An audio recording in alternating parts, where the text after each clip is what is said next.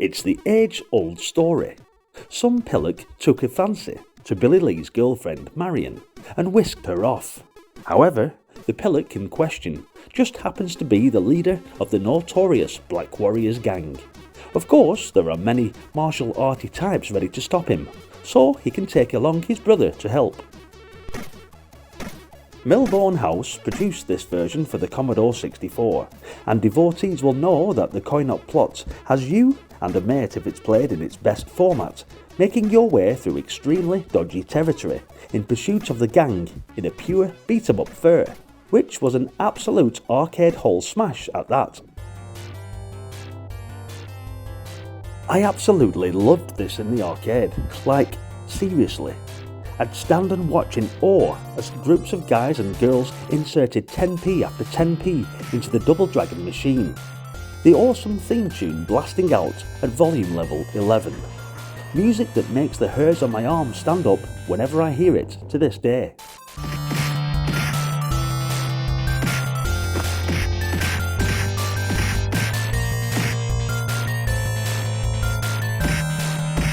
The programmers converting Double Dragon ignored the initial on-screen plot, which is played out immediately when the game begins, as your girl is first punched in the guts, grabbed, then transported off into the back streets. All very traumatic, may I add. Instead, you set out on your quest, not only to find that your best girlie has been snatched, but also that the programmers have cut you in half too. It's true. No one bothered to put the two sprites up together. The infamous waist gap was something that the developers issued a veiled apology for in the game manual, as we see here. It's a shame that this version was a pale shadow of the original. There was nothing better than standing toe to toe with the bad guy and slugging it out.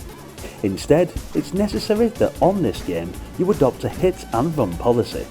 Hit the thug, move away, return and clobber him, back off and so forth, which just spoilt the fluidity of the game massively. I thought the point of a conversion was to put all the elements of the arcade original into the home version.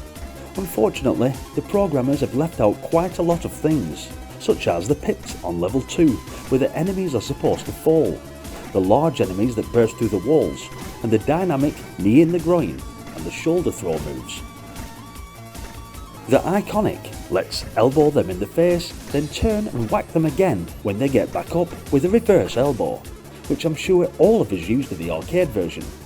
Nobody's expecting the 64 version to be exactly like the coin-op. That would be stupid, just a fair representation. The instructions maintain that all the moves are there, but I've found it's only necessary to use the punch and kick to knock down the enemy. The trouble is, they get up again. Besides the fact you need to thump them 5 or 6 times to knock them down in the first place, then repeat the process until they leave you alone. What I call that is exhaustive, and quickly becomes very boring and tiresome. The only weapons present are the baseball bat and the whip, and they're exactly the same. Plus, they're as powerful and reach as far as your fists.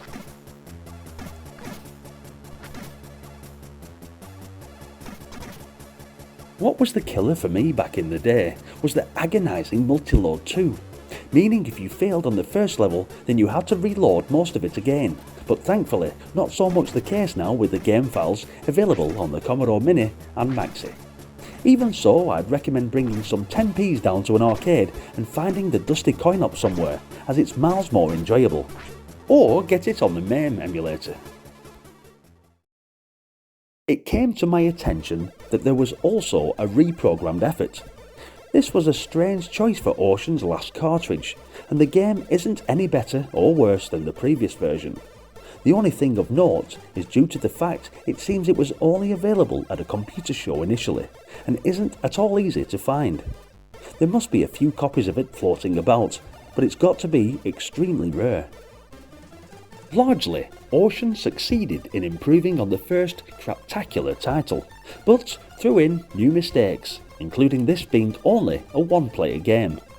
One thing's for sure, this port is a lot better than the original. However, combined with the shoddy collision, so sometimes hitting an enemy doesn't actually hit them, the many missing characters, and the press spacebar to jump controls really hurt what could have been a polished version of the game. Also, I noticed there were certain weapons missing, such as no knife, no whip, no barrels, no boxes, and no boulders. But here you go, you can keep the baseball bat.